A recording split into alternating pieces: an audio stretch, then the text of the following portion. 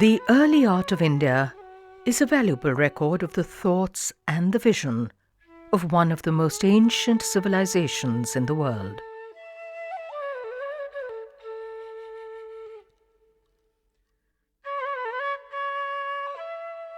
This ancient art brings before us a view of the world which sees a great harmony in the whole of creation.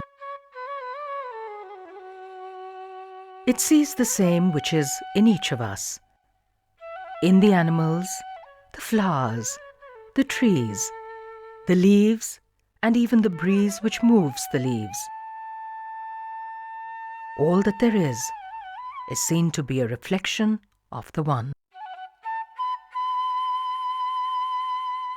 The phenomenal world of separated beings and objects seen around us is an illusion, perceived and brought to us by our senses.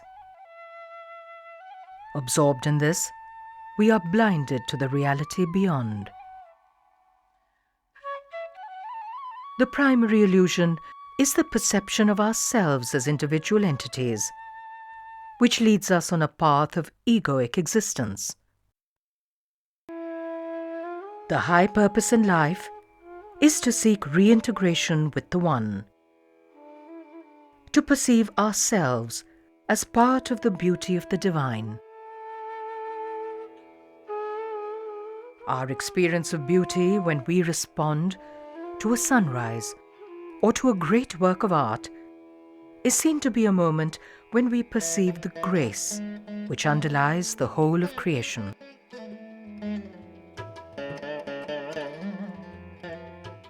The moment of the aesthetic experience is stated in Indian thought to be akin to Brahmananda, or the final ecstasy of salvation itself.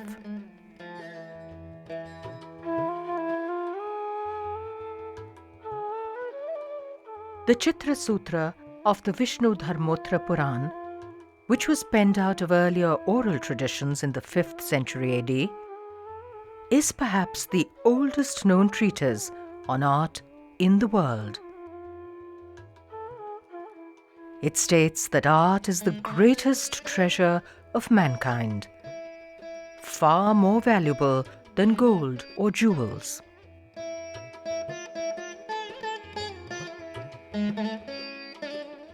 There are no gods in the early philosophic vision of India. There are deities. Deities who are the personifications of concepts and qualities. The qualities are within us. When we respond to these deities, brought to us in art, we awaken those fine aspects within us. When we are filled by that grace, there is no space left for base desires and pain. We have become that deity. For about 1,000 years in early times, vast quantities of art were produced in India. Deities, mythical creatures, animals, plants, trees, forms in which these beings were combined were made, as also common men and women. Yet, this art did not depict the kings who patronized the art. Nor was the name of the artist mentioned. According to the ancient treatise on art making, the Chitra Sutra, personalities are too unimportant to be depicted in art.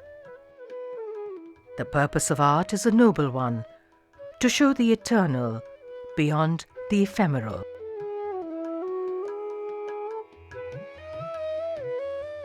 Images from material life are very often seen in Indian art. The achievement of knowledge is likened to a victory. We see images of deities trampling the demons of ignorance. However, the demons smile as they are vanquished. In this world where all is seen as a part of a cosmic harmony, there is no anguish finally.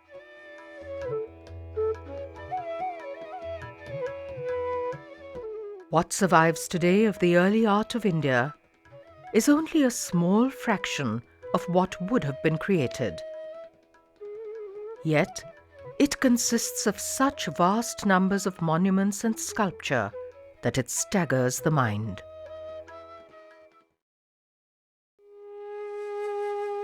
In the 4th millennium BC, one of the earliest civilizations of the world was developing in the river valleys of the Indian subcontinent. The first sites of this civilization were discovered at Mohenjo-Daro and Harappa in the basin of the Indus River. The name Indus Valley Civilization has remained.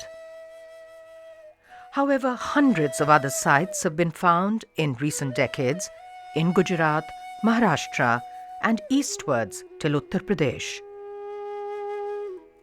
It was by far the largest area of any civilization in the world at that time.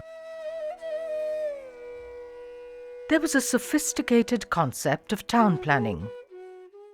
But there were certainly skilled, well-trained engineers. And you see this when you just look at the towns, the way the towns are laid out, very systematic, with broad avenues for major traffics between the gates, for example, and then smaller roads branching off the major avenues, and then alleys finally getting deep into the blocks where people live. There were networks of hundreds of wells which supplied water to the residents. A drainage system was in existence, and even the smallest houses were connected to it. Houses were made of fired clay bricks. They had several stories. More than 4,000 clay, stone, and copper seals have been recovered in excavations. These were used to mark trade goods and for other purposes. Most of these seals combine text with images of animals, plants, and persons.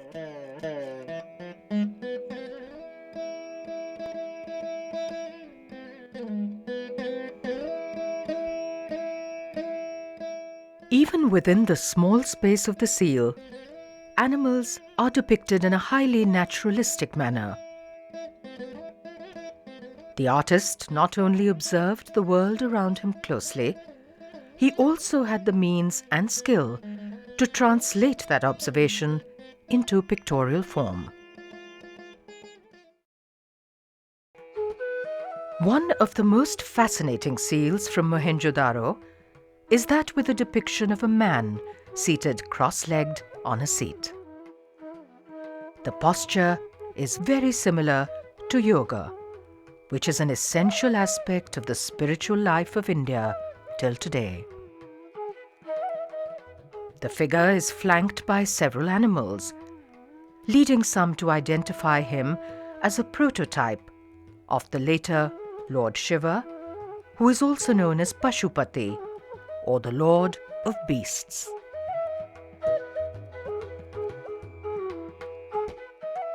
Animal figures are made on the seat. Such seats, as well as the other elements of this depiction, are very similar to the images of Hindu and Buddhist deities in later Indian art.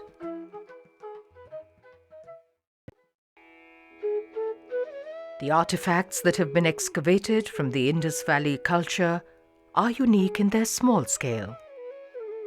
No monumental sculpture has been found. All the art objects, whether in terracotta, stone, or metal, can be described as being on a human scale. This is surely also related to the fact that no palaces or other monumental architecture has been found.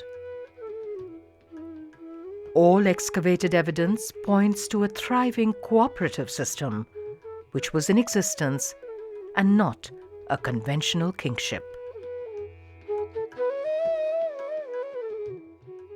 One of the most enigmatic sculptures is a bust, sometimes known as a priest or a king. This is perhaps because of the dignified countenance and royal bearing of the figure.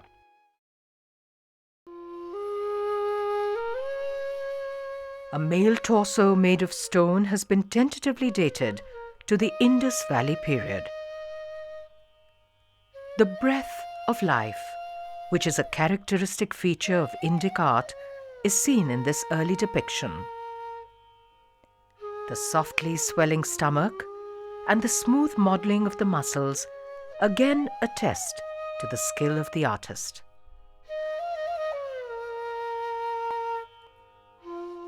One of the most delightful figurines is that of the dancing girl. Approximately 10 centimeters in height, this tiny figure stands with one hand at her hip. The body is composed of long tube-like limbs. She is made resting her weight on one leg in a very natural fashion, as in the contrapposto techniques of later sculpture. The jaunty manner and liveliness of the figure are remarkable.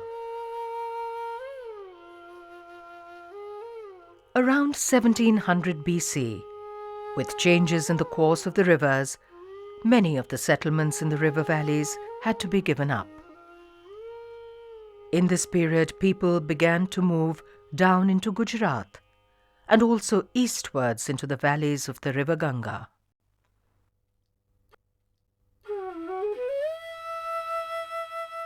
By the beginning of the first millennium BC, a second phase of urbanization in the Indian subcontinent began, this time in the valleys of the Ganga. By the 8th or the 9th century BC, the Upanishads were composed out of philosophic traditions which perhaps came from the earliest times of Indian civilization. The thoughts contained in the Upanishads were to form the basis of all major Indic religions thereafter. In this period, there were large numbers of ascetics who gave up the material attractions of the world to seek the truth beyond. The names of two historical renunciators of this tradition became most prominent.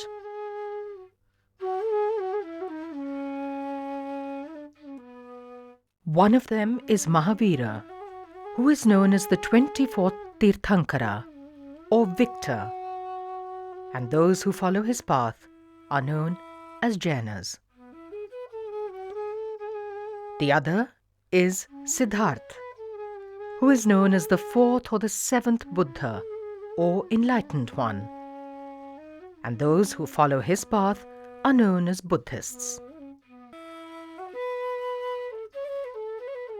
Both Mahavira and the Buddha taught the philosophy of the Upanishadic age, and there are striking similarities in their teachings.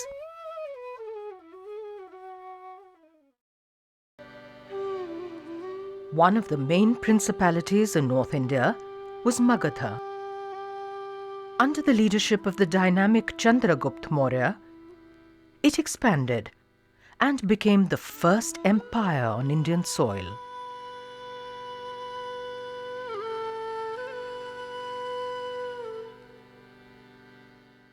With the coming of the first extensive state, the art also changed.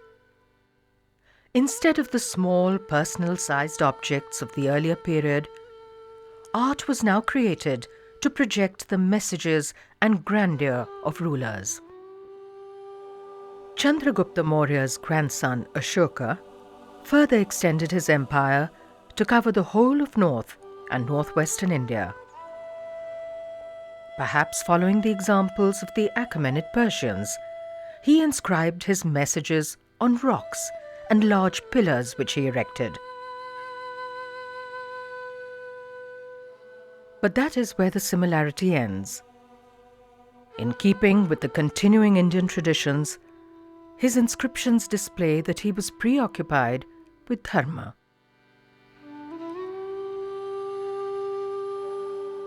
Dharma is a man's duty to all others and the whole of existence around him.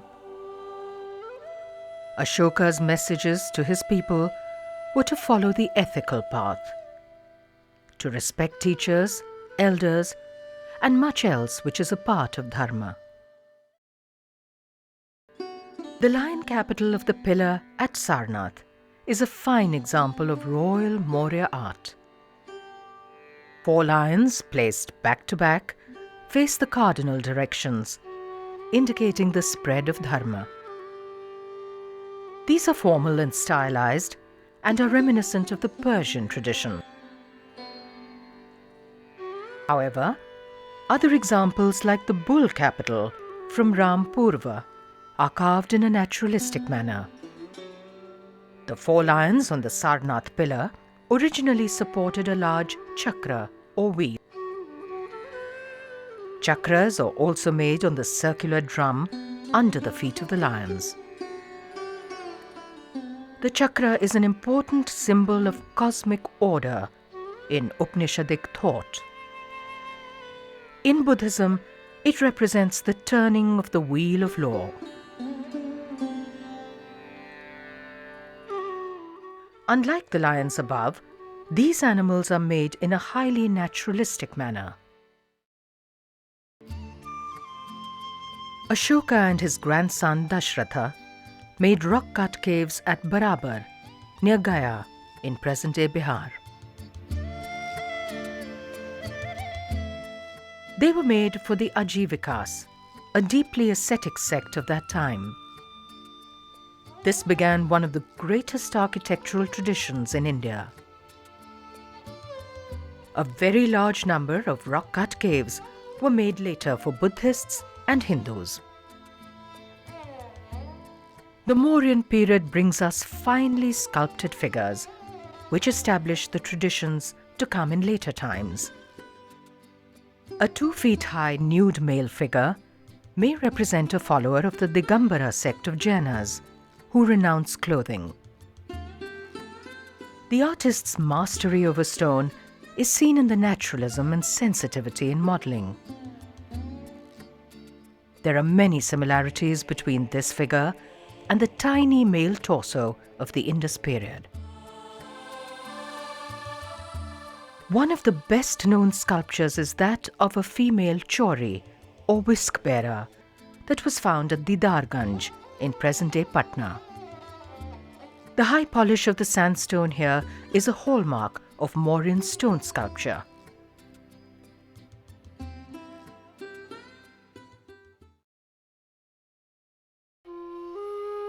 The story of art is the story of humankind, of man's perceptions and thoughts. From the river valley civilizations till the period of the imperial Mauryas, we see the foundations laid of the art of one of the oldest civilizations.